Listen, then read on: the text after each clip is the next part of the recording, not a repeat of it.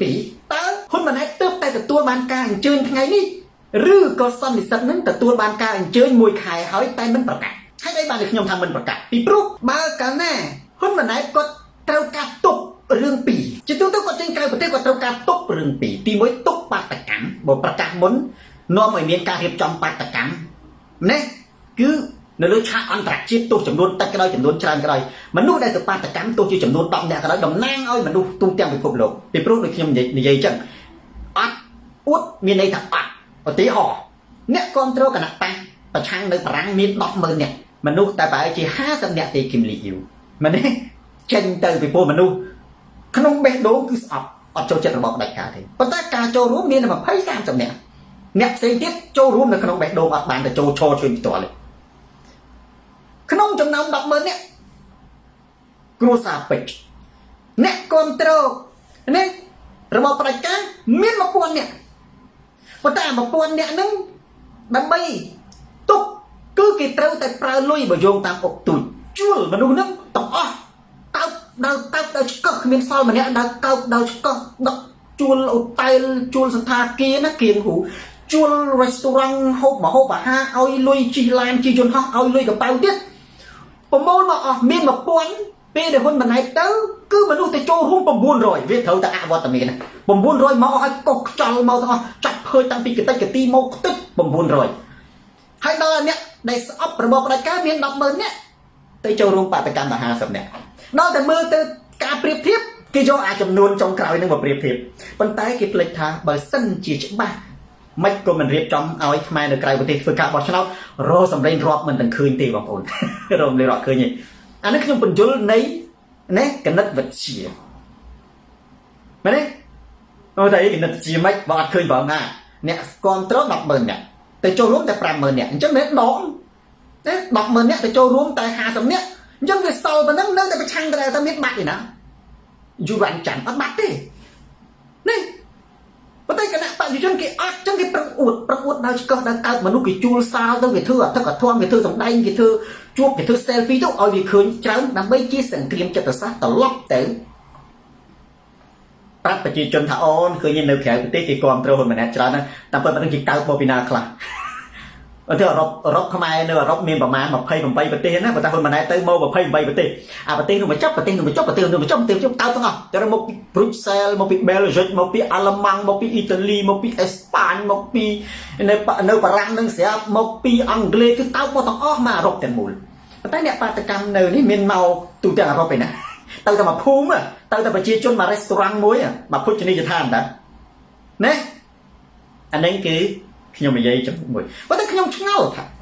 ตาการอันเชิญคนมันไหนนอกบารังนั้นคือเติบแต่อันเชิญทำไมหรือก็อันเชิญมาใครให้บานเติบแต่ประกาศเสียงหอนเนื้อไงนี่นี่ตัวหันสมัยเก่าจะไม่ตีปีสมนุตีปีบานในขยมตาให้ไปบานชีขยมเจ้ากันดังชีสมนุบ้องพ้นตาคนมันไหนเต้าตกเรื่องปีเรื่องไหนตีมวยตกเรื่องปาตกรรมมามุกตีปีคือเต้าดาวประโมทมนุษย์เรื่องบอกบาเลยขี้นี่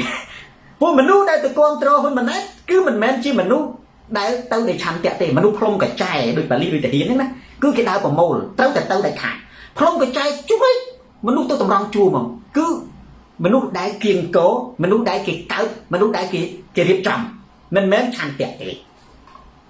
มาเนี่ยđi ra câu bạc à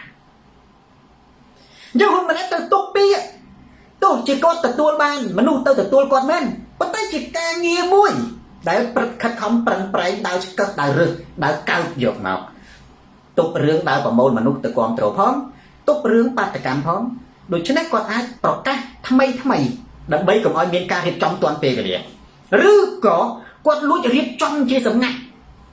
mà nu đại từ cao mà nu từตัวกวาดหายอัดปากกาโดยฉะนั้นเราไม่คิดปาตะกันคือเนื้อซอลแต่เนี้ยtừตัวงวยไม่เจ็บบางคนให้ได้มาขยมเลือกจำนวนหนึ่งในปีนี้บางคนมีดังไงขยมเรียนจำเนียนไปใจเต้นในสระบารังขยมดังท่าสระบารังในทั้งไงจังคือทั้งไงบนนะบางคนดังทั้งไงเอ๋ไงทั้งไงซอกทั้งไงซอกจิตตัวเต้าหลังเงียเหล่า មន្ត្រីរាជការខ្លះអត់ធ្វើការល្ងាចថ្ងៃសុក្រឯងថ្ងៃនេះថ្ងៃសុក្រយើងឧបមាភាគច្រើនមន្ត្រីរាជការបារាំងរដ្ឋបារាំងភាគច្រើនអត់ធ្វើការហើយខ្លះធ្វើតែអស់មនុស្សមិនតែជាអស់ច្រើនណាស់ថ្ងៃសុក្រអត់ធ្វើការថ្ងៃសៅរ៍អត់ធ្វើការថ្ងៃអាទិត្យអត់ធ្វើការថ្ងៃច័ន្ទអត់ធ្វើការបងប្អូននៅស្រុកបារាំងថ្ងៃច័ន្ទគឺបុណ្យជាតិខ្ញុំថ្ងៃច័ន្ទអត់ធ្វើការអត់ទៅរៀនទេអញ្ចឹងខ្ញុំត្រូវសម្រាប់ល្ងាចថ្ងៃសុក្រថ្ងៃសៅរ៍ថ្ងៃអាទិត្យថ្ងៃច័ន្ទចុះមិនអាចគាត់មកចង់ថ្ងៃច័ន្ទបើសិនជាយើងចង់រត់ឯកសារធ្វើបាតកម្មរឿងរត់ថ្ងៃណាអត់ទេអរចេះរត់ថ្ងៃណារត់មកដល់ហើយគាត់ថាគេឲ្យច្បាប់ហោះទៅវិញបាត់អញ្ចឹងជួនកាលណាវាគឺជាការគិតគូរបស់ហ៊ុនម៉ាណែតជ្រើសរើសយកថ្ងៃប្រកាសមកដោយគេសិក្សាដឹងអំពីលំហថ្ងៃឈប់សម្រាកនិងការរៀបចំរបស់មន្ត្រីរាជការជាងវណ្ណៈជួសជុលម៉ូតូនៅក្នុងស្រុកបារាំងអានឹងជាចំណុចទី1ដែលខ្ញុំនិយាយប៉ុន្តែឥឡូវនេះខ្ញុំអត់ចង់បដោតទៅលើការថាតើធ្វើបាតកម្មប្រឆាំងហ៊ុនម៉ាណែតអត់ខ្ញុំអត់និយាយមែនទេខ្ញុំទុកអានឹងម្ល៉េះប៉ុន្តែខ្ញុំមានសារ2-3ចំណុចទៅកាន់ហ៊ុនម៉ាណែតនិងរដ្ឋាភិបាលបារាំងទី1ទៅកាន់ហ៊ុនម៉ាណែតខ្ញុំសុំឲ្យហ៊ុនម៉ាណែតធ្វើរឿង3យ៉ាងធំក្នុងនាមខ្ញុំជាពលរដ្ឋខ្ញុំថាអញ្ចឹងពលប្រទេសពលរដ្ឋជាម្ចាស់អំណាចណាពលរដ្ឋមានសិទ្ធិនិយាយទៅកាន់តំណាងរាស្ត្រឬនិយាយទៅកាន់មេដឹកនាំរបស់ខ្លួនទី1សូមឲ្យបារាំងកោះប្រជុំកិច្ចព្រមម្ចាស់ហត្ថលេខីកិច្ចព្រមព្រៀងសន្តិភាពទីក្រុងប៉ារីដែលក្នុងនោះមានថៃជាម្ចាស់ហត្ថលេខីស្ដីអំពីបូរណភាពដែនដីខ្មែរដែលទទួលស្គាល់ជាអន្តរជាតិមិនអាចរំលោភបានដូចសំរងស៊ីគាត់និយាយអាវុធ3នេះចំណុចទី1នេះខ្ញុំសុំឲ្យហ៊ុនម៉ាណែតយកអាវុធ3ទៅនិយាយជាមួយនឹងបារាំងបើសិនជាបានជួបបារាំងជួបប្រធានាធិបតីឬក៏នាយករដ្ឋមន្ត្រីបារាំងក្រៅតែពីកិច្ចប្រជុំជាមួយនឹងអង្គការសហជាតិអានេះខ្ញុំបាននិយាយរឿងថាប្រឆាំងមិនប្រឆាំងព្រោះខ្ញុំឥឡូវនេះខ្ញុំបដោតទៅលើផលប្រយោជន៍ជាតិមែនទេរឿងអ្នកនៅស្រុកបារាំងគេគិតមិនខ្ញុំអត់ដឹងទេបើសម្រាប់សូនតារាគឺខ្ញុំអត់បដោតទេឥឡូវមែនទេខ្ញុំបដោតទៅលើសាមគ្គីឬក៏រួមដៃគ្នាវិញព្រោះនៅពេលរឿងដែលខ្ញុំនិយាយរឿងកត្តាសិទ្ធិមនុស្សការចាត់ចងអានឹងខ្ញុំបដោតទៅលើមែនទេការកោតទោសនឹងការតស៊ូមតិប៉ុន្តែរឿងបូរណភាពទឹកដីខ្ញុំបដោតទៅលើសាមគ្គីវិញចំណុចទី1គឺសុំឲ្យបារាំងដែលជាប្រធានម្ចាស់ហត្ថលេខីកិច្ចព្រមព្រៀងសន្តិភាពក្រុងប៉ារីហ្នឹងសាររើនឹងកក់ប្រជុំបដោតការយកចិត្តទុកដាក់ទៅលើបូរណភាពទឹកដីកម្ពុជាដែលក្នុងនោះមានថៃជាអ្នកចុះហត្ថលេខាទទួលស្គាល់អំពីបូរណភាពទឹកដីចំណុចទី1ចំណុចទី2តើបូរណភាពទឹកដីខ្មែរបដោតលើអីលងសុភ័ណ្ឌហ៊ុនម៉ាណែតត្រូវសុំបារាំងឲ្យបញ្ជាក់ពីព្រោះបារាំងជាអាណាព្យាបាលខ្មែរគេថាចុះឥឡូវមិនមែនទេប៉ុន្តែព្រំដែនយើងបច្ចុប្បន្នគឺជាព្រំដែនបន្សល់ដោយអាណានិគមនិយមបារាំងជាព្រំដែនដែលបារាំងគូសត្រូវឲ្យបារាំងនឹងបញ្ជាក់ជាមួយនឹងផែនទីនិងសន្ធិសញ្ញាបារាំងសៀមនៅចន្លោះឆ្នាំ1800ចុងឆ្នាំ1800និងឆ្នាំ1900ដែលបារាំងបានចុះហត្ថលេខាបោះបង្គោលព្រំដែនប្រទេសកម្ពុជាសូមឲ្យបារាំងជួយបញ្ជាក់ព្រោះយើងប្រើគ្រប់ក្បាច់យើងអត់ប្រើតែកម្លាំងទ័ពយើងនៅជាយដៃនេះគឺយើងប្រើគ្រប់មធ្យោបាយទាំងមធ្យោបាយការទូតនិងមធ្យោបាយខាងក្នុងនិងមធ្យោបាយក្រៅកុំអួតថាអញប្រើតែអត់ទេប្រើគ្រប់មធ្យោបាយទោះបារាំងជួយក៏ដោយមិនជួយក៏ដោយខ្ញុំជឿថាបានផលបែរនេះយឺតឆយខ្ញុំជឿថាបានផលជំរុញព្រោះពិភពលោកបច្ចុប្បន្នណាគេខ្វល់រឿងសង្គ្រាមគេអត់ចង់ឲ្យវាផ្ទុះទីទេបងប្អូនដូចជានៅប៉ាគីស្ថាននិងឥណ្ឌាឃើញគាត់ទៅវាឆេះគេទៅរំលត់ភ្លាមគេអត់ចង់រញ៉េញ៉ៃច្រើនពេកទេចឹងគេចង់ឥឡូវនេះណាឲ្យតែអាសង្គ្រាមណាប្រុងផ្ទុះប្រុងហោកគេទៅព្យាយាមជួយរំលត់តែអញ្ចឹងបើសិនជាករណីថៃឆ្លៀនពៀនហ៊ុនម៉ាណែតឆ្លៀតឱកាសនឹងនិយាយរឿងប្រទេសជាតិមែនទេ កុំនិយាយរឿងថាធ្វើម៉េចជួយរាំងខ្ទប់សំរងស៊ីរាំងខ្ទប់សូនអានឹងអត់ប្រយោជន៍និយាយរឿងបកគលកុំនិយាយរឿងបកគលនិយាយរឿងបកគលខ្ញុំមិនសមនិយាយរឿងនេះផងចូលតម្កល់ផលប្រយោជន៍ជាតិធំជាងអារម្មណ៍ឆេវឆាវនិងអារម្មណ៍បកគលគំនុំគុំគួនផ្ទាល់ខ្លួនដែលខឹងគេរិះគន់តម្កល់ផលប្រយោជន៍ជាតិធំយកគំរូតាមសូនារាឥឡូវបងប្អូនប៊ុនធឿនត្រូវឲ្យបារាំងនឹងស្នើសូមឲ្យបារាំងជួយបញ្ជាក់ក្នុងនាមជាអាណាព្យាបាលអតីតអាណាព្យាបាលដែលបន្សល់ដែលគូសផែនទីយើងទៅចុះខ្មែរហ្នឹងអត់មានអ្នកជំនាញផែនទីអត់ចេះផែនទីទេថាយើងណាអត់ជំនាញយ៉ាងម៉េចវាចេះហើយគ្រាន់តែយើងត្រូវការជំនួយបញ្ជាក់បន្ថែមត្រូវការគ្នាត្រូវការកម្លាំងត្រូវការសាក់សីតែយើងស្គាល់ដុំថ្មស្គាល់គ្រាន់តែលើកដុំថ្មនោះតែឯងវាមិនរួចយើងស្គាល់ផែនទីទេគណៈកម្មការជាតិព្រំដែនខ្មែរស្គាល់គាត់ថាជាងការយើងដោះរឿងរុញតែឯងទៅពិបាកវាធ្ងន់វាត្រូវការបារាំងជួយរុញណាបារាំងជួយរុញចំណុចទី2ចំណុចទី3ចូលរក្សាគោលជំហរនិងរៀបចំឯកសារប្តឹងទៅតុលាការអន្តរជាតិ ICJ ប្តឹងនេះជាសារដែលខ្ញុំនិយាយទៅកាន់ហ៊ុនម៉ាណែតណាខ្ញុំជឿថាគាត់នឹងធ្វើអ្វីដើម្បីបម្រើប្រទេសជាតិនៅចំណុចនេះដើម្បីទឹកដីរបស់យើងហើយកុំញញើតកុំខ្លាចជាមួយនឹងបរទេសអសោះកុំញញើតកុំបង្ហាញអារម្មណ៍ភ័យខ្លាចអសោះអានេះអត់មានទេទី1បងប្អូនខ្ញុំចង់និយាយសារទៅកាន់រដ្ឋាភិបាលបារាំងខ្ញុំបានព្យាយាមធ្វើការតំណាក់តំណងគ្រប់ច្រកមិនមែនមួយច្រកទេទៅកាន់ណារដ្ឋាភិបាលបារាំងហើយក្នុងនោះខ្ញុំក៏និយាយអំពីការគម្រាមកំហែងឆ្លងដែនដែរគ្រប់ច្រកមេថាខ្ញុំបាច់គ្រប់មធ្យោបាយទៅកាន់រដ្ឋាភិបាលបារាំងទៅកាន់តំណាងរាស្ត្របារាំងទៅកាន់គ្រប់មធ្យោបាយហើយខ្ញុំមិនខ្វល់ថាបារាំងឆ្លើយតបជាមួយខ្ញុំទេខ្ញុំអត់ខ្វល់ថាគេយកចិត្តទុកដាក់ជាមួយខ្ញុំគេឲ្យតម្លៃខ្ញុំគេបោះខ្ញុំចោលឬក៏មិនទេជាកាតព្វកិច្ចរបស់ខ្ញុំត្រូវតែធ្វើបាទនេះបាវិសាលហើយខ្ញុំស្នើឲ្យបារាំងក្នុងនាមជាម្ចាស់ប្រទេសហត្ថលេខីត្រូវតែធានាព្រោះម្ចាស់ហត្ថលេខីកម្ពុជាមានច្បាប់អន្តរជាតិជាប្រធានកិច្ចព្រមព្រៀងសន្តិភាពក្រុងប៉ារីសត្រូវធានាពីទី1បូរណភាពទឹកដីដែលតាមរយៈជួយដោយផ្ទាល់ក្នុងនាមខ្លួនជាម្ចាស់ផែនទីទី1ខ្ញុំស្នើឲ្យហ៊ុនម៉ាណែតណែសូមឲ្យបារាំងជួយក្នុងនាមជាម្ចាស់ផែនទីចុះខ្ញុំស្នើទៅបារាំងខ្ញុំស្នើឲ្យបារាំងឆ្លើយតបទៅនឹងសំណើរបស់ហ៊ុនម៉ាណែតដោយវិជ្ជមានឆ្លើយតបដោយវិជ្ជមានទៅនឹងសំណើរបស់ហ៊ុនម៉ាណែតដែលសូមឲ្យបារាំងជាម្ចាស់ផែនទីចូលរួមចំណែកជួយដើម្បីដំណើរការបោះបង្គោលព្រំដែនបូរណភាពទឹកដីនិងករណីរៀបចំប្តឹងទៅតុលាការអន្តរជាតិខ្ញុំសូមបារាំងតែ2ចំណុចទេទី1គឺចំណុចបើហ៊ុនម៉ាណែតស្នើសុំឲ្យជួយពាក់ព័ន្ធទៅនឹងបូរណភាពទឹកដីសូមប្រធានាធិបតីម៉ាក្រុងនិងសូមរដ្ឋាភិបាលបារាំងជួយហ៊ុនម៉ាណែតទី2ធំវ៉ាន់ថៃសូមឲ្យបារាំងប្រើប្រាស់ដដែលតាមយន្តការកិច្ចព្រមព្រៀងសន្តិភាពក្រុងប៉ារីសជាមួយនឹងប្រទេសឥណ្ឌូនេស៊ីដែលជាសហប្រធានកិច្ចព្រមព្រៀងកែលម្អ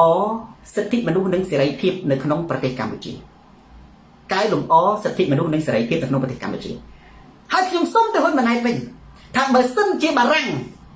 សូមឲ្យរដ្ឋាភិបាលរបស់ហ៊ុនម៉ាណែតកែលម្អស្ដារលទ្ធិប្រជាធិបតេយ្យនៅក្នុងប្រទេសកម្ពុជាសូមទទួលសំណើប្រធានកិច្ចព្រមព្រៀងសន្តិភាពក្រុងប៉ារីស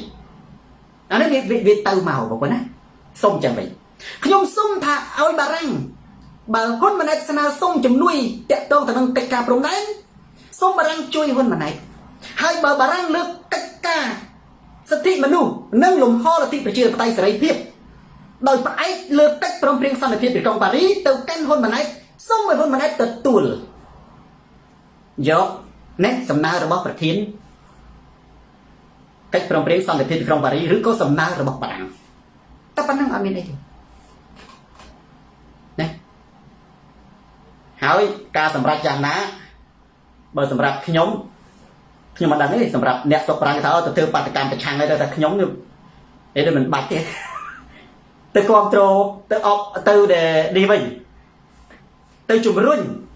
មិនមែនទៅបាតកម្មនេះគឺទៅប្រមូលផ្ដុំជំរុញលើកទឹកចិត្តឲ្យហ៊ុនម៉ាណែតរក្សាចំហប្តឹងនិងជំរុញឲ្យហ៊ុនម៉ាណែតសូមឲ្យបារាំងជួយមិនមែនប្រឆាំងទេទៅជុំគ្នាគឺដូចធម្មតាទេគណៈបព្វជិការគ្រប់គ្រងការទៅបាតការមនុស្សទៅជួបជុំគ្នាមិនមែនបញ្ជាក់ថាបាតកម្មប្រឆាំងណាដូចមនុស្សទៅបើគណៈបព្វជិក៏មានការជួបជុំគ្នាគឺជួបជុំគ្នាដើម្បីជំរុញលើកទឹកចិត្តបើអាចបញ្ជាក់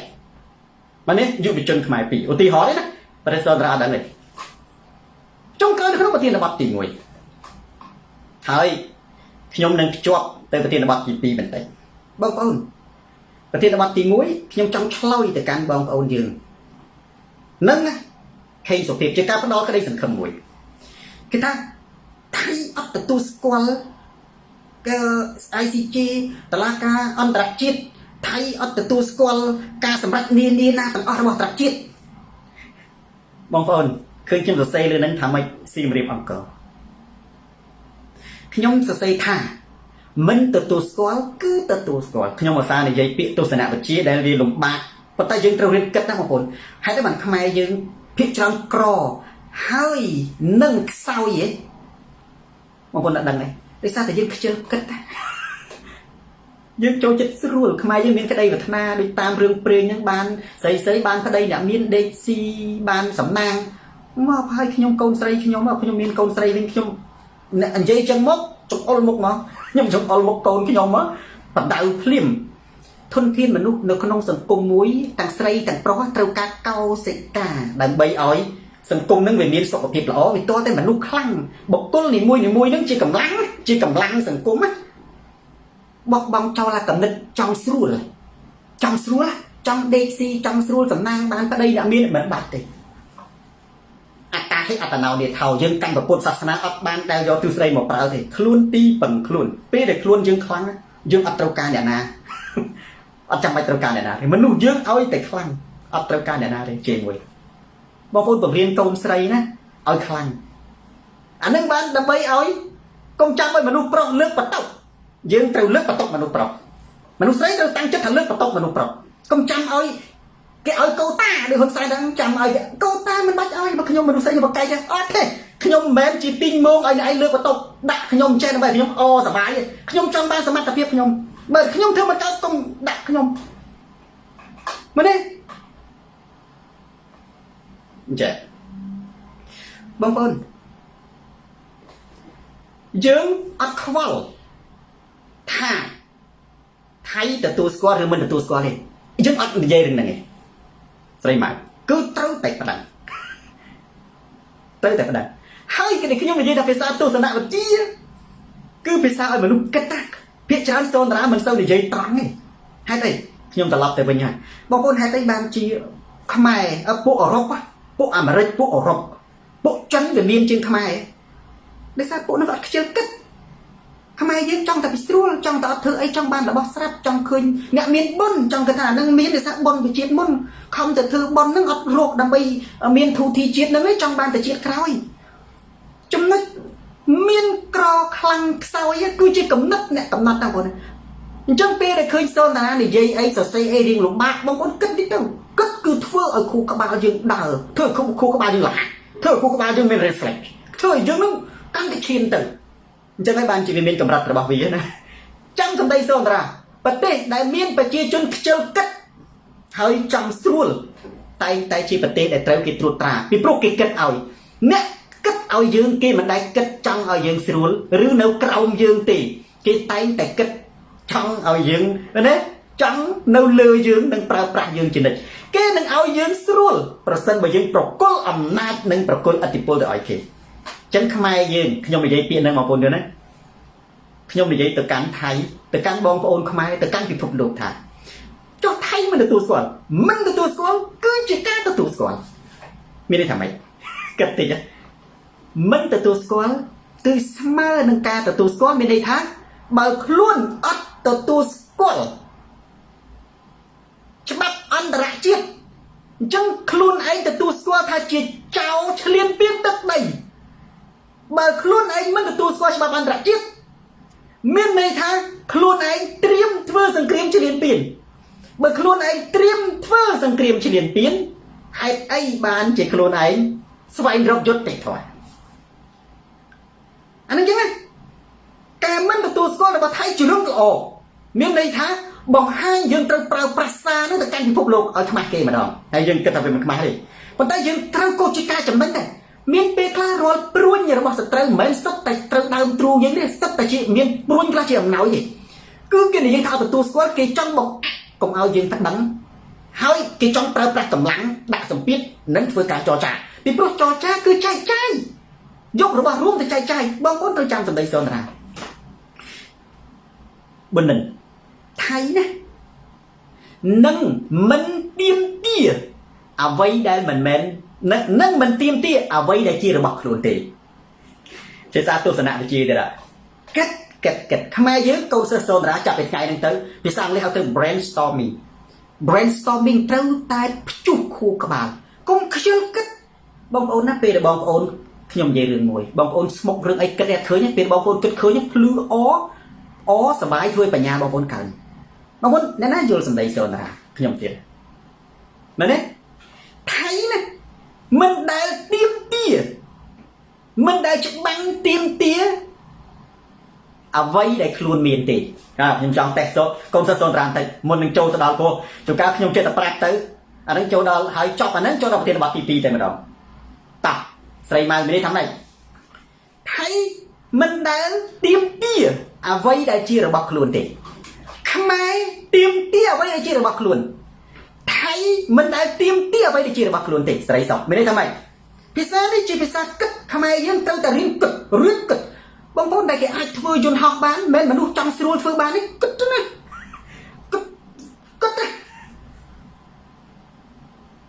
គិតល្អន់សម័យដែលអ្នកដតីមិនអាចសម័យបានណាមានន័យថាម៉េចពាក្យពីរឃ្លានេះមានន័យណាបងណាហើយត្រូវថៃមិនដែលទៀមទាអ្វីដែលជារបស់ខ្លួនទេខ្មែរតែងតែទៀមទាអ្វីដែលជារបស់ខ្លួនភាសានេះក៏សំខាន់ដែរសម្រាប់ហ៊ុនម៉ាណែតបើគាត់និយាយតស៊ូមតិទៅកាន់ពិភពលោកទៅកាន់អន្តរជាតិមែនទេខ្ញុំអានបងប្អូនតិចចោលឆ្លៀនពៀនលោកគ្រូរបស់វាគឺជារបស់វាតែម្ដងមានអ្នកឆ្លើយត្រូវហើយបងប្អូនថៃកុំឲ្យខាតពេលស្រីមីចមិនដែលទៀមទាអ្វីដែលជារបស់ខ្លួនទេពីព្រោះរបស់វាកាន់កាប់បានទាំងស្រុងវាជាប្រទេសធំមានប្រជាជនជិត100លាននាក់មានសេដ្ឋកិច្ចនិងលុយទិញអាវុធច្រើនខ្មែរយើងប្រទេសតូចរងជន់ឈ្លីដោយសារសង្គ្រាមបង្ហូរឈាមគ្នាសេដ្ឋកិច្ចខ្សោយប្រជាជនតិចយើងចង់តែបានអ្វីដែលជារបស់យើងទេយើងអត់ត្រូវការរបស់អ្នកដទៃអានេះខុសគ្នាឃើញទេអញ្ចឹងខ្មែរយើងចង់បានតែជារបស់យើងអត់ត្រូវការដីថៃ1មីលីម៉ែត្រទេមែនទេយើងទៀមទាយកតែអ្វីដែលជារបស់យើងទេហើយយើងការពារតែជាអ្វីដែលជារបស់យើងទេទស្សនៈសនរាក៏អញ្ចឹងទស្សនៈសម្ដេចតេជោក៏អញ្ចឹងដែរទស្សនៈរដ្ឋាភិបាលខ្មែរទស្សនៈខ្មែរក៏អញ្ចឹង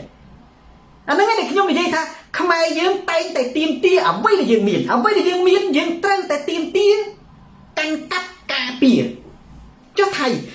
មិនដែលទៀមទាអ្វីដែលខ្លួនមានទេគឺវាទៀមទាអ្វីដែលមិនមែនជារបស់វាដូចចោលក៏តែប្លន់អ្វីដែលជារបស់វាទេគឺវាប្លន់របស់គេអាហ្នឹងនៃយល់ស្រួលយល់ហ្នឹងចោលមិនដែលប្លន់ទូរស័ព្ទដៃខ្លួនឯងទេគឺវាទៀមទាប្លន់ទូរស័ព្ទដៃរបស់អ្នកដទៃថៃមិនដែលទៀមទាអ្វីដែលខ្លួនមានទេទឹកដីដែលវាមានវាកាន់កាប់ការពារបាន 100% គឺវាទៀមទាអ្វីដែលវាអត់មានគឺទ្រព្យសម្បត្តិរបស់ខ្មែរដែលនៅជាប់ព្រំដែនដូចជាប្រាសាទដូចជាភ្នំព្រៃឈើសមុទ្រកោះអាហ្នឹងមិនមែនជារបស់វាទេហេតុអីពីព្រោះបើសិនជាអត់ទទួលស្គាល់អត់ទៅយើងកុំខ្វល់ទៅថៃមិនទទួលស្គាល់មិនទេឲ្យតែពិភពលោកអន្តរជាតិទទួលស្គាល់មានន័យថាយើងការពារបូរណភាពនៃស្របច្បាប់ខ្ញុំផ្ដល់យោបល់ទៅរដ្ឋាភិបាលថា បើសិនជាអន្តរជាតិទទួលស្គាល់គឺយើងវាច្បាស់យើងមានមូលដ្ឋានការទូតការពីរឹងមាំច្រើនជាងយើងចរចាទ្វេភាគីស្រពេចស្រពិលដែលយើងយកអារបស់ច្បាស់ទៅធ្វើជារបស់មិនច្បាស់វាប្រសើរជាងជឿសូនថាប្រសើរជាងមែនទេយ៉ាងហើយក៏យើងមានអន្តរជាតិពិភពលោកយើងធ្វើនយោបាយការទូតហ្នឹងពាក់ព័ន្ធថាថៃឈ្លានពានយើងអាចនិយាយថាថៃឈ្លានពានបានប៉ុន្តែបើយើងមិនច្បាស់ថៃក៏មានការទូតគេខ្លាំងដែរគេយើងមិនអាចទៅថាបានបើយើងច្បាស់តឡាការអន្តរជាតិសម្រាប់ថៃឈ្លានពានដោយប្រសាទព្រះវិហារអញ្ចឹងពិភពលោកថាថៃឈ្លានពានហេតុអីដោយសារតែយើងឈ្នះក្តីយើងឈ្នះក្តីកុំខ្វល់ថាថៃទទួលស្គាល់មិនទទួលស្គាល់បើថៃមិនទទួលស្គាល់ច្បាប់អន្តរជាតិគឺថៃទទួលស្គាល់ថាខ្លួនជាចៅឈ្លានពានទឹកដីប្រិយមិត្ត share វីដេអូនេះទៅកាន់ប្រិយមិត្តដទៃទៀតទូរទស្សន៍សូនតារាស្រាច់ខោជន់ផ្ដាច់ការផ្លាស់ប្ដូរផ្នត់កំណត់ហានភេទនិងសៅហ៊ឿន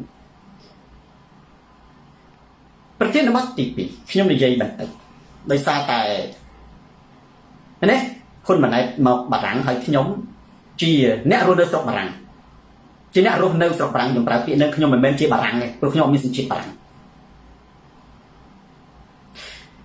ហើយឪពុករបស់ខ្ញុំត្រូវបានចាត់ជាចំណាក់ខ្មាំងក្នុងអំឡុងពេលដែលខ្ញុំជាជនភៀសខ្លួនខ្មែរនៅស្រុកបារាំងមានន័យថាគឺជាការគំរាមកំហែងឆ្លងដែនទឹកដីបារាំងអត់មានសុវត្ថិភាពមានសុវត្ថិភាពផ្លូវកាយប៉ុន្តែការគំរាមកំហែងក្រុមគ្រួសារនឹងចាប់ឪពុកជាចំណាប់ខ្មាំងគឺជាការគំរាមកំហែងឆ្លងដែនគឺផ្លូវចិត្តដូច្នេះបើសិនជាពិភពលោកទាំងមូលត្រូវបានគំរាមកំហែងដោយរបបហ៊ុនតើប្រទេសទាំងអស់នោះផ្ដល់សិទ្ធិជាជនភៀសខ្លួនដើម្បីរក្សាសន្តិសុខទៅឲ្យជននោះធ្វើអីដូច្នេះសូនតារាត្រូវលើកចំណុចនេះមកនិយាយថ្ងៃនេះហើយបើសិនជាបាទនេះខ្ញុំជឿថាខ្ញុំព្យាយាមដើម្បីឲ្យសាររបស់ខ្ញុំបានធ្វើគ្រប់មធ្យោបាយតែខ្ញុំលើកយកមកផ្សាយតខ្ញុំបានយកមកអត់ទេដើម្បីឲ្យបារាំងគិតថាជនភៀសខ្លួនដែលខ្លួនទទួលសូនតារានៅស្រុកបារាំងគឺអត់មានសុវត្ថិភាពមែនទេ 100% ទេដោយសារតែហ៊ុនសែនហ៊ុនម៉ាណែតបានចាប់ឪពុកសូនតារាជាចំណាប់ខ្មាំងគំរាមសូនតារាដែលរស់នៅក្នុងទឹកដីបារាំងអានឹងបារាំងត្រូវទទួលខុសត្រូវចូលរួមទទួលខុសត្រូវបើថ្ងៃណាមួយខ្ញុំជាបារាំងឧទាហរណ៍ខ្ញុំមានសញ្ជាតិបារាំងខ្ញុំនឹងប្តឹងទៅតុលាការបារាំងប្រលឹកខ្ញុំមិនអាចធ្វើអីបានខ្ញុំជាជនភៀសខ្លួនក៏អត់មានសិទ្ធិមានគាត់ថាវាពិបាកបើខ្ញុំស្រាប់តែឆ្នាំក្រោយឬសប្តាហ៍ក្រោយឬក៏មិនតន់ដាក់ពាក្យផងឧទាហរណ៍ឆ្នាំក្រោយខ្ញុំនឹងប្តឹងទៅតុលាការបារាំងដូចសំរងស៊ីប្តឹងទៅតុលាការបារាំងពីបទគម្រាមកំហែងឆ្លងដែននិងភេរវកម្មខ្ញុំមិនដឹងថាតើត្រូវប្តឹងពីបទអីទេតើតែជួបមេធាវីដើម្បីយើងចង់ប្តឹងយើងគាត់ថាមានឆន្ទៈចង់ប្តឹងប៉ុន្តែយើងទៅជួបមេធាវីចឹងមេធាវីសួរថាមេធាវីស្រុកបារាំងទៅទេអត់ទេលុយទៅសួរថាបានលុយពីណាមកកូនសិស្សសូនរាមកកោកកូនសិស្សសូនរាមកកោកបើខ្ញុំចង់ប្តឹងត្រឹមមេធាវីអត់ខ្វះទេអត់ខ្វះលុយទេហើយនេះព្រោះដាច់ខាតត្រូវតែមានមេធាវីហើយបើមេធាវីថាករណីហ្នឹងមិនប្តឹងមិនកើតអត់ទេគាត់ថាបើខ្ញុំជាបារាំងដោយកូនលឹមកំយ៉ាក៏ប្តឹងទៅតុលាការបារាំងដែរមែនទេយ៉ាងហោចណាស់ក៏រឿងនេះជ្រាបដល់រដ្ឋាភិបាលបារាំងហើយបើសិនជាខ្ញុំជាបារាំងខ្ញុំមានសិទ្ធិបោះឆ្នោតខ្ញុំបាននិយាយទៅកាន់តំណាងរាស្ត្រមានពេលខ្លះបើខ្ញុំមាន credit ល្អជួនកាលពាក្យរបស់ខ្ញុំអាចចូលទៅដល់ព្រឹទ្ធសភារដ្ឋសភាបានដូចនៅសង្គ្រាមខ្លះហ្នឹងអាស្រ័យលើធម្មពលតើធម្មពលសំណាងនិងបច្ចេកទេសរបស់យើងនេះប៉ុន្តែឥឡូវនេះខ្ញុំអត់ទាន់និយាយដល់ថ្នាក់ហ្នឹងទេអានេះវានៅឆ្ងាយពេកថាវានៅថាមិនមែនជារឿងអីទេគាត់ថាបើខ្ញុំជាបារាំងប៉ុន្តែឥឡូវខ្ញុំមិនមែនជាបារាំងប៉ុន្តែខ្ញុំនៅនិយាយចំណុចនេះត្រូវលើកហេតុផលថាហើយចុះហេតុអីបានលោកគ្រូលើកប្រធានបទមកភ្ជាប់ព្រោះសូនតារារស់នៅស្រុកបារាំងទទួលស្គាល់សិទ្ធិជ្រោកស្រោបច្បាប់ការពារសន្តិសុខដោយរដ្ឋាភិបាលបារាំងប៉ុន្តែខ្ញុំអត់មានសន្តិសុខទេដោយសារតែឪពុករបស់ខ្ញុំត្រូវហ៊ុនម៉ាណែតចាប់ខ្លួនជាចំណាប់ខ្មាំងគំរាមសូនតារាដែលរស់នៅក្នុងស្រុកបារាំងមួយចឹងបងប្អូនមើលប្រធានបទរបស់ខ្ញុំ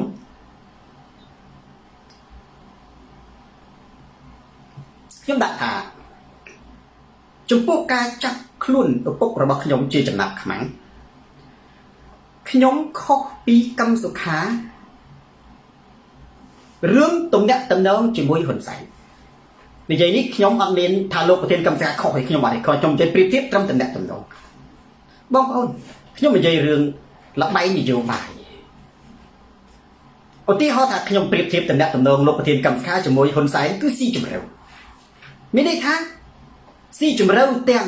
អ្វីដែលយើងមើលមិនឃើញនិងស៊ីជម្រៅដែលយើងមើលឃើញស៊ីជម្រៅដែលយើងមើលឃើញខ្ញុំមិនបាច់និយាយគឺបងប្អូនអាចដឹងឧទាហរណ៍គាត់ទៅបុណ្យសព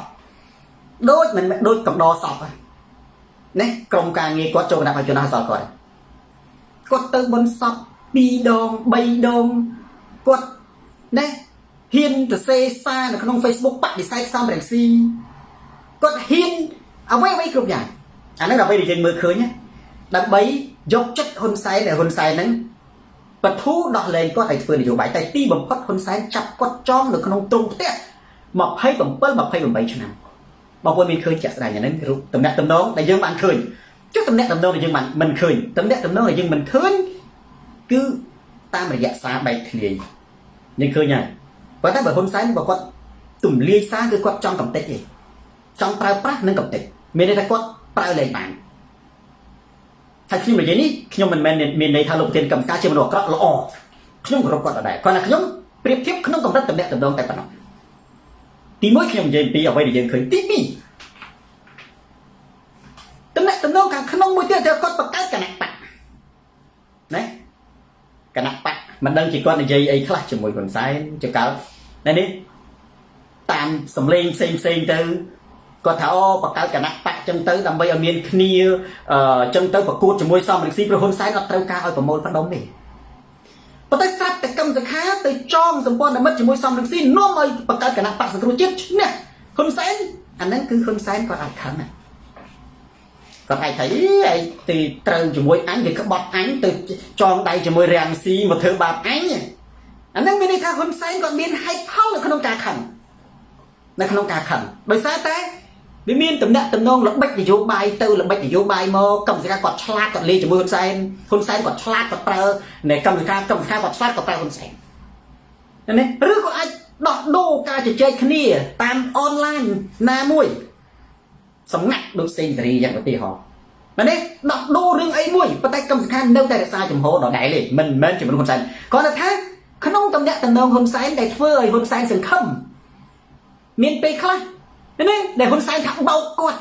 ប្រើប្រាស់មធ្យោបាយបង្កើតគណៈបកចេះទៅបែកសំរងស៊ីចេះទៅជ្រែកសំរងស៊ីចេះទៅបញ្ជូនទៅចេះប៉ុន្តែផ្ទុយទៅវិញបែរទៅជាក្បត់ហ៊ុនសែនទៅចូលជាមួយសំរងស៊ីដោយសារ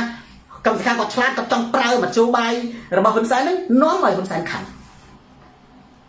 ធ្វើឲ្យហ៊ុនសែនហ្នឹងណាធ្វើបាបគាត់ចាប់គាត់ប៉ុន្តែសូនតារាខុសស្លាស់បងប្អូនខុសស្លាស់ហ៊ុនសែនខឹងសូនតារាគឺខុសតែចាប់ឪពុកសូនតារាដាក់គុកទៅច្រឡំថាចុះអញខំហៅឪពុកឯងទៅផ្ទះអញដើម្បីបង្ហាញអំពើល្អមិនក៏ឯងមើលមិនឃើញចឹងអញអត់មាននិយាយទៀតទេដល់ដំណាក់កាលនេះហើយទោះអញធ្វើល្អមិនក៏ឯងមិនព្រមដែរមួយចុះហ៊ុនម៉ាណែតធ្លាប់ហៅឪពុកឯងទៅជួប2 ដងបាទណាបងប្អូនខ្ញុំសូនតារាមិនដែលទៅរវីរវល់ទំនាក់ទំនងតាមសារក៏ដោយតាមទូរស័ព្ទក៏ដោយហេជាមួយហ៊ុនសែនទេប៉ុន្តែមួយថ្ងៃចាត់ខ្លួនឪពុករបស់ខ្ញុំផ្ញើសារទៅគាត់តាម Facebook ប៉ុន្តែគាត់ឆ្លើយតបប៉ុន្តែគេមានវិធីមើលហើយគេដឹងថាខ្ញុំផ្ញើសារទៅនិយាយធម្មតានេះថ្ងៃចាប់ឪពុកខ្ញុំចាប់បានមិនដល់24 ម៉ោងខ្ញុំផ្ញើសារតាម Facebook ទៅសម្ដេចតេជោនិងហ៊ុនម៉ាណែតប៉ុន្តែខ្ញុំដឹងច្បាស់ណាស់ហេតុអីបានខ្ញុំផ្ញើសារបងប្អូនពីព្រោះខ្ញុំយល់ថាបងប្អូនត្រូវដឹងថាអ្វីដែលសូនតារាធ្វើតែតែគិតបើសិនជាសម្ដេចនិងហ៊ុនម៉ាណែតឆ្លើយតបក៏ដោយមិនឆ្លើយតបក៏ដោយគាត់ចូលមើលសារខ្ញុំព្រោះសារនៅក្នុង Facebook បើកណាផ្ញើទៅវាលោតចូលវាគេមើលយើងដឹងថាមនុស្សវាមើលមានន័យថាការចាប់ខ្លួនឪពុករបស់ខ្ញុំគឺធ្វើដោយថ្នាក់ក្រោមទេដោយការចំណែងឈ្នានេះទេណាចំណែងឈ្នានេះឪពុករបស់ខ្ញុំទេ បើសិនជាអត់មើលហើយអត់ឆ្លើយតបអ្វីទាំងអស់ការចាប់ខ្លួនរបស់ខ្ញុំគឺជាបញ្ជារបស់ហ៊ុនម៉ាណែតឬហ៊ុនសែនហើយមានតែបញ្ជារបស់ហ៊ុនម៉ាណែតទេដែលហ៊ានចាប់ឪពុករបស់ខ្ញុំពីព្រោះឪពុករបស់ខ្ញុំជួបហ៊ុនម៉ាណែត2 ដងហ៊ុនម៉ាណែតធានាសុវត្ថិភាពណានេះហើយជួបហ៊ុនសែននៅផ្ទះគាត់បង្ហោះជាសាធារណៈឪពុកខ្ញុំបង្ហោះជាសាធារណៈគាត់នៅ Facebook គាត់មានតែកូនចៅមើលពីម្នាក់យើងអត់ដឹងដូច្នេះមន្ត្រីទាំងអស់នេះគ្មានអ្នកណាហ៊ានចាប់បើហ៊ុនម៉ាណែតឬក៏ហ៊ុនសែនមិនបញ្ជាឲ្យចាប់ដើម្បីណាបំបិតមាត់សូនតារានឹងឲ្យសូនតារាចុះចូលអានេះគេហៅថាចំណាក់ខ្មាំងនឹងការគម្រាមកំហែងឆ្លងដែនប៉ុន្តែខ្ញុំជម្រាបបងប្អូនថាខ្ញុំខុសពីកម្មសិកាថាខ្ញុំអានេះមិនដែលខ្ញុំមិនដែលបោកហ៊ុនសែនណាខ្ញុំមិនដែលធ្វើឲ្យហ៊ុនសែនមានសង្ឃឹមខ្ញុំសូនតារាគឺសូនតារាបងប្អូនបើខ្ញុំមានសារលើ AI ខ្ញុំមិនដឹងទេបើខ្ញុំធ្លាប់មានសារមួយម៉ាត់ណាមួយសារដែលខ្ញុំផ្ញើសារទៅហ៊ុនសែនមែនប៉ុន្តែសារក្នុងនាមការសួរថាសម្ដេចខ្ញុំគ្រាន់តែចង់សួរថាតើការចាប់ជាបញ្ជារបស់សម្ដេចឬក៏គណៈក្រមសារខ្ញុំសួរមានអត្ថន័យអញ្ចឹងហើយខ្ញុំថាខ្ញុំឯករាជ្យទេខ្ញុំមិនដែលមានទៅក្នុងរចនាសម្ព័ន្ធគណៈបកបងប្អូនមិនដែលឃើញសូនតារាទៅប្រធានស្អីប្រធានខ្ញុំប្រាប់គាត់នេះខ្ញុំបំរើឧត្តមគតិរបស់ខ្ញុំទេសាររបៀបហ្នឹងគាត់មិនអាចទម្លាយប្រខាតគាត់ព្រោះមិនមែនសារសុំទោសចោះចូលម្នេះខ្ញុំមានតែសុំទោសចោះចូលគាត់ទេខ្ញុំសួរថាតើការចាប់ខ្លួនឪពុកខ្ញុំជាបញ្ជារបស់សម្ដេចឬក៏ថ្នាក់ក្រោមហើយបញ្ជារបស់សម្ដេចហើយបើសិនជាថ្នាក់ក្រោមខ្ញុំសូមឲ្យសម្ដេចជួយអន្តរាគមន៍ពីព្រោះគាត់ជាយោធាឆ្លងកាត់សមរភូមិចង់ជារឿងធម្មតាក្នុងនាមណាការសុំស្នើជារឿងធម្មតាប៉ុន្តែសារហ្នឹងបើខ្ញុំមិននិយាយបងប្អូនដឹងទេប៉ុន្តែខ្ញុំសរសេរទៅគាត់មែនអត្ថន័យនេះប៉ុន្តែបើនិយាយឲ្យឧទាហរណ៍ថាព្រលឹងជាតិខ្មែរខ្ញុំដូចកម្មវិធីខ្ញុំទៅធ្លាប់បោកខ្សែខ្ញុំទៅនិយាយថាអូសម្ដេចហើយខ្ញុំធ្វើកិច្ចការនេះហើយក្រោយឡើងខ្ញុំក្បត់វិញទៅអ្នកមួយចំនួនចុះចូលជាមួយហ៊ុនសែនទៅសេងសេរីគាត់សំលេងមែនសេងសេរីហ៊ុនសែនឲ្យធ្វើការឲ្យគាត់ប៉ុន្តែគាត់មកធ្វើការឲ្យគណៈបកប្រឆាំងនេះប៉ុន្តែសេងសេរីមនុស្សល្អទេបងប្អូនមនុស្សយើងតែងតែមានភាពតល់ច្រកនិងតែងតែដើរចូលទៅក្នុងបលាណាមួយហើយពេលដែលខ្លួនចេញពីបលាដកបលាចេញអស់អានឹងយើងរៀនទទួលស្គាល់ណាយកគំនិតវិជ្ជមានដាក់ក្នុងខ្លួនសេងសេរីជាមនុស្សល្អទេប៉ុន្តែឥឡូវខ្ញុំខណ្ឌតនេះសិនខ្ញុំលើកឧទាហរណ៍ដូចសេងសេរីចឹងសេងសេរីគាត់សុំធ្វើបែបពីពួកគាត់ក្តៅក្រហាយសូនតារាណាបងប្អូនណាខ្ញុំដករឿងខ្ញុំផ្ញើសារពេលទៅចាប់ឪពុកខ្ញុំនឹងដើម្បីសួរគាត់ថាគាត់បញ្ជាមែនហើយសូមឲ្យគាត់ដោះលែងនិងសូមឲ្យគាត់នឹងជួយអន្តរាគមន៍អានេះជារឿងធម្មតាក្នុងនេះបតាតិចខ្ញុំជាកូនខ្ញុំមិនអាចដេកស្ងៀមទេនេះប៉ុន្តែខ្ញុំមិនដែលបោកលុយហ៊ុនសែនមកកាយអត់តលីងខ្ញុំដែលទៅទូរស័ព្ទនិយាយជាមួយហ៊ុនសែនអត់អាលីងហ៊ុនសែនគាត់ចង់តែនិយាយជាមួយខ្ញុំដែរនិយាយជាមួយបងប្អូនណាមានអ្នកខ្លះជ្រួលជ្រើមជ្រួលច្បល់អកខិតកខប់បានហ៊ុនសែនខលទៅគិមុតនភាពបានហ៊ុនសែនហៅកូននេះនឹងគិមុតសូនតារាមិនដែលសម័យតែចង់តអ្នកតនងបងប្អូនខ្ញុំមានតែអ្នកណានៅចិត្តខ្ញុំគេដឹងទាំងអស់មានតែគេជំរុញតែឯងទៅនិយាយឲ្យនិយាយថាអត់ទេហ៊ុនសែនណាកុំចង់បញ្ចុះបញ្ចូលគាត់អ្នកខ្លះកុំធ្វើជាសម្បើមទៅនិយាយមួយហ៊ុនសែនដើម្បីទៅបញ្ចុះបញ្ចូលគាត់ដើម្បីឲ្យគាត់ល្អអត់មានទេបងប្អូនខ្លាមិនស៊ីស្មៅទេ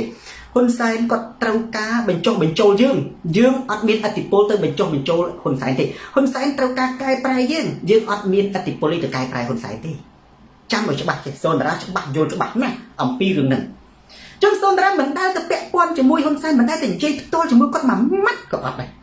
ដូចកម្មសិក្ខាអាចគាត់ខំដូចសេងសេរីអាចគាត់ខំអាចតំណែងតំណងអីបានមិនដែលទៅស៊ីលុយគាត់មកកាក់ក៏អត់ដែរអត់បើនិយាយទៅអត់មានតំណែងតំណងអីសោះ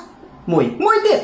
រឿងហ៊ុនម៉ាណែតគាត់ហៅឪពុកខ្ញុំទៅជួបក៏រឿងហ៊ុនម៉ាណែតខ្ញុំមិនដែលយកមកនិយាយផងមុខព្រោះរឿងអីជារឿងរបស់គាត់ឯនឹងហ៊ុនម៉ាណែតទេតារឿងសម្ដេចហៅណែឪពុកម្ដាយខ្ញុំទៅផ្ទះគាត់គឺរឿងរបស់សម្ដេចខ្ញុំមិនពាក់ព័ន្ធជាមួយខ្ញុំអត់ដែលបង្ហោះបងប្អូនសួរថាលោកគ្រូចុះហេតុអីបានជាណែទំដឹងថាសម្ដេចនឹងហៅហ៊ុនសែនហៅឪពុកម្ដាយរបស់លោកគ្រូទៅជួបដល់ផ្ទះទៅសន្ទនាគ្នា 3-4 ម៉ោងដើម្បីទៅឃើញតែលោកគ្រូហោះព្រោះខ្ញុំមិនចង់ពាក់ព័ន្ធគាត់ខ្លួនគាត់ទាំងអស់ខ្លួនគាត់នឹងជាអ្នកទៅហៅឪពុកខ្ញុំហ៊ុនម៉ាណែតទៅជួប2 ដងជាអ្នកទៅហៅឪពុកម៉ែឪខ្ញុំទៅលេងផ្ទះគាត់ជារឿងដែលគាត់ធ្វើទាំងអស់គោលដៅគឺចង់ណា កំតិចខ្ញុំប៉ុន្តែគាត់ធ្វើគាត់យកគ្រួសារខ្ញុំមកពាក់ព័ន្ធខ្ញុំលេងតែខ្ញុំទេខ្ញុំមិនដែលទៅពាក់ព័ន្ធជាមួយគ្រួសារខ្ញុំហើយខ្ញុំក៏មិនដែលមានសារណាពាក់ព័ន្ធទៅនឹងគ្រួសារសម្ដេចខ្ញុំពាក់ព័ន្ធតែអ្នកនយោបាយទេអ្នកនយោបាយអ្នកដឹកនាំប្រទេសឧទាហរណ៍ថាមានពីរយ៉ាងគឺចេញមុខច្បាស់ជាងគេគឺហ៊ុនសែននិងហ៊ុនម៉ាណែតគាត់គូប្រយុទ្ធគាត់គូបច្ចេករបស់ខ្ញុំមិនដែលទៅពាក់ព័ន្ធទៅនឹកឃើញសម័យទៅអ្នកដតីហ្នឹងប៉ុន្តែហ៊ុនសែនគាត់លេងជាមួយខ្ញុំទេគាត់បង្វែរសាច់រឿងហ្នឹងគាត់ទៅលេងជាមួយក្រុមគ្រួសារខ្ញុំគាត់ទៅលេងជាមួយក្រុមគ្រួសារខ្ញុំដែលអត់ដឹងខ្យល់អីដែលខ្ញុំមិនពាក់ព័ន្ធបងប្អូនគាត់គិតខុសគាត់គិតថាអូណែគាត់ទៅជឿឪពុកម្ដាយខ្ញុំនឹងសូនតារាគាត់មានមោទនភាពគាត់ត្រូវបង្ហោះរូបកូននៅគាត់ត្រូវមានឃើញតែហ៊ុនសែនគាត់ល្អខ្ញុំអត់មានដែរថាសម្ដេចអាក្រក់ទេប៉ុន្តែខ្ញុំបំរើដល់មតិរបស់ខ្ញុំសម្ដេចធ្វើជារឿងរបស់សម្ដេច